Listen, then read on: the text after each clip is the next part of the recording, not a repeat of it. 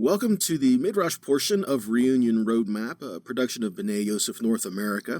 This is David Jones from Florida, and I'm here with another elder within B'nai Yosef, Barry Phillips, who's up in Virginia today. How you doing today, Barry? Hot. It's been a hot week, and it's going to get hotter. Yeah, it's supposed to be. That says nothing to you guys down in Florida. I know. Yeah, it's supposed to be 93 today with the feels over 100. So. Yeah, that's about what we had yesterday. It was tough. We were having Florida weather in Virginia yesterday. That's a good crossover. Well, today we want to talk a little bit about freedom and liberty and things that are involved in it. And there's a scripture that if many people just take a quick look at it, it might seem perplexing.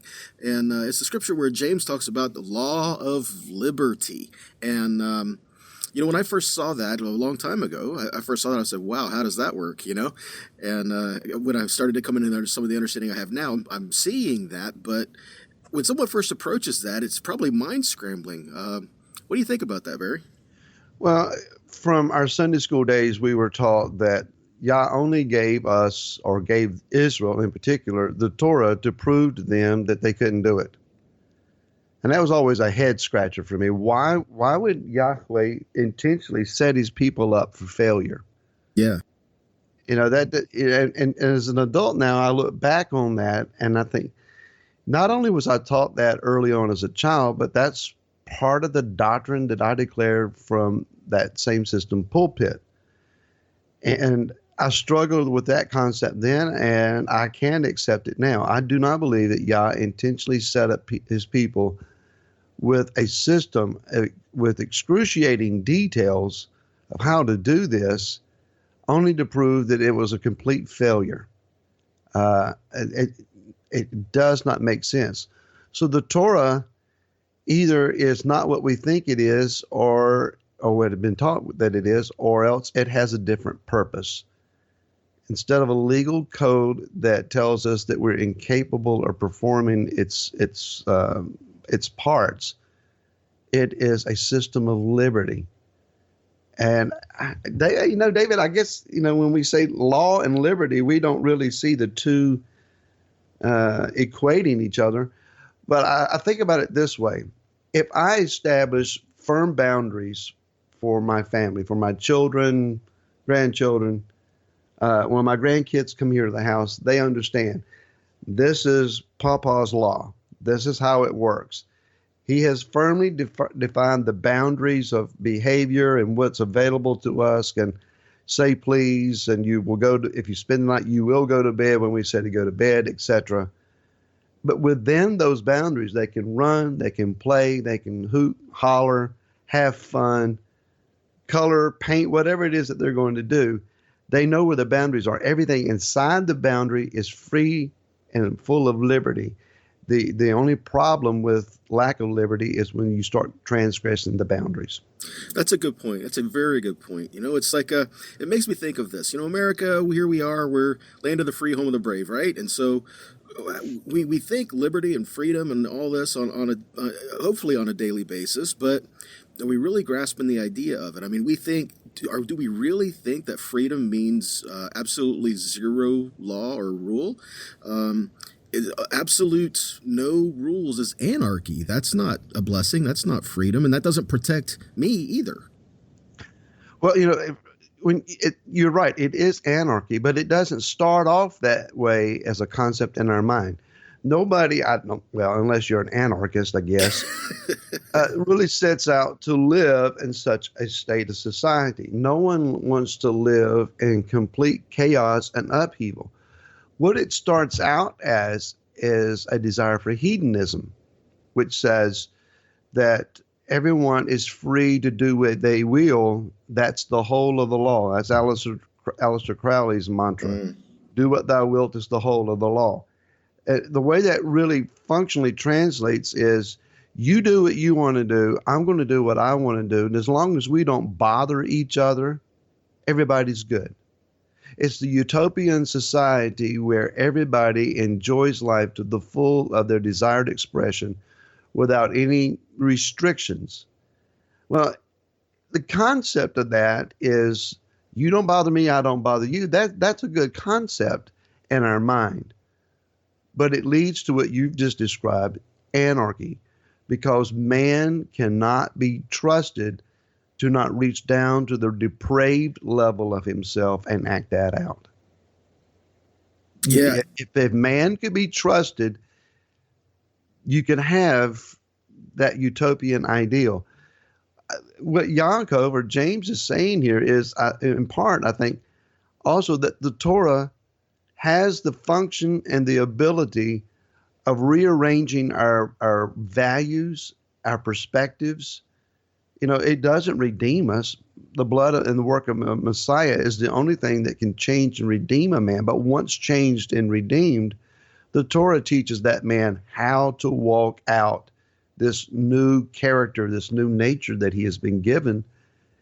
And that's where you look in the mirror and realize my chains are gone. My yearning for utopia and hedonism is actually gone, which is, the craving for hedonism is actually a chain. Wow. It's shackles because it chains us to our flesh.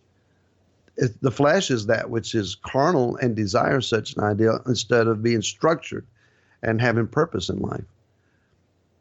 But that's, you made a good point in that. Here we are. We're a people and we've been kind of taught that you can't keep the Torah for salvation, but we missed the point. The Torah was never given for salvation. When the people were brought out of Egypt, it was given to a people who were already redeemed. When they were brought out, Yahweh told Moses that I will redeem you when they come out. And so he redeemed them. He brought them through the water for the mikvah and brought them to the mountain to give them his word. And it was not given, he did not set them free to put them in bondage. He set them free and then had to show them how to walk in that freedom because all they knew their whole life was slavery. And it's this cognitive dissonance we have. We say, well, I'm free, but the Torah, no, that's bondage. And it's just the preconceived idea that we have of that. But no, it was the word of the loving Father who was given to his children. I think we have a problem with seeing a place between true and truth. And what I mean by that is, a lot of things are true. There's a whole lot of things that are true. The sky is blue, but sometimes the sky is red. Sometimes it's, got some yellow in there. And sometimes when the clouds are out, it's black, all those are true. But there's only one truth, and that is the word. The word is truth. And so I think we have a problem when we start to see something a little bit differently. We have a knee-jerk reaction to try to protect what we already believe, and to say we're going to protect that and we're going to guard that, but maybe the Father's trying to show us something else that is still true. And we have a hard time switching to see another side of the same point. That reminds me of Rav Shaul's words in Galatians 5. And I used to preach on this verse all the time, quoted it out of the King James, with all of the eloquence that was in there. Anyway, verse 1 in the Scriptures translation says, "In the freedom with which Messiah has made us free, stand firm then, and do not be held with a yoke of slavery." Well, to read that in context, you have to go to the previous chapter 4, which for those who keep Torah and seek to observe it, it seems to be problematic, at least in our English translations. And then there are those who will say, well, we can't read Rav Shaul at all, or Galatians is not a book to be read. But when you understand that he is a Torah observant rabbi who stands by the Torah and teaches the Torah, we have to just change the way that we look at the book. And so what he is saying, I believe, in chapter 4 is that the Torah cannot become a codified law for us in the hands of its observance. By that, I mean, I can't take the Torah and derive from it a code to where, as you were describing, there's only one version of truth. Well, David doesn't perform my version of truth. Therefore, if I'm born again, he's not. In other words, if there's not complete symmetry between our observances, one of us is wrong, and it's not going to be me. Yeah, I say, Barry, can we really have that kind of latitude to be that dogmatic in our approach to one another? Well, we can't, but that hasn't stopped some from doing it anyway. And I see that that's one of the major issues, David, that's taking place in the house of Joseph and the ranks of Ephraim right now, is that we have become very I don't want to say judgmental, but I don't know that there's a better word for it than that, where we become very capable of inspecting one another.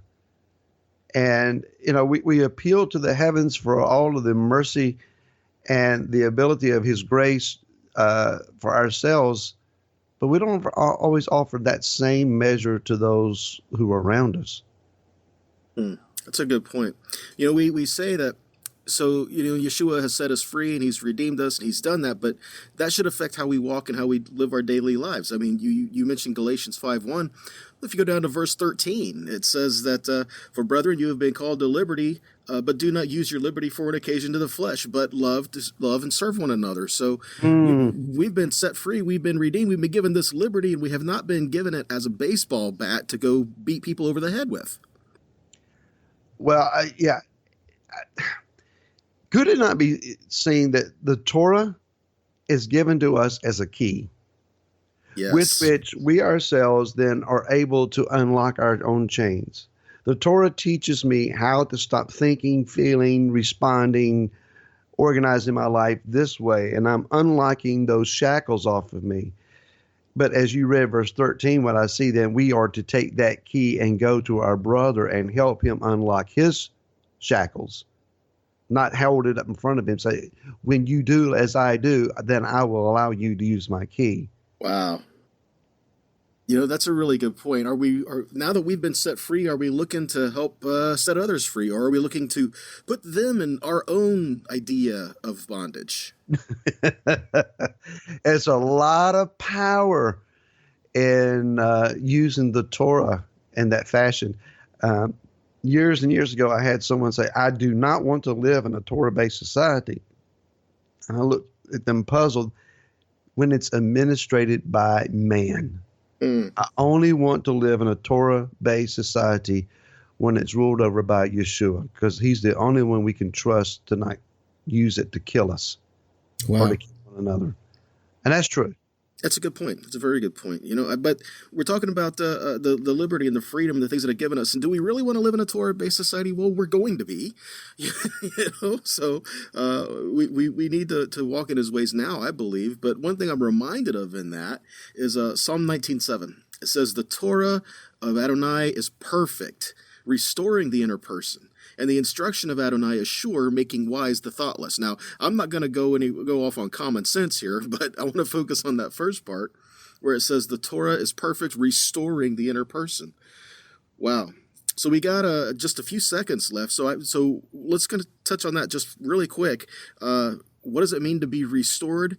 And how does the Torah do that when we allow his word to wash over us and cleanse us? What do you think, Barry? We got about another 30 seconds. Well, establishing boundaries, it allows me to know where I'm able to move and live and have my being and have some sense of liberty.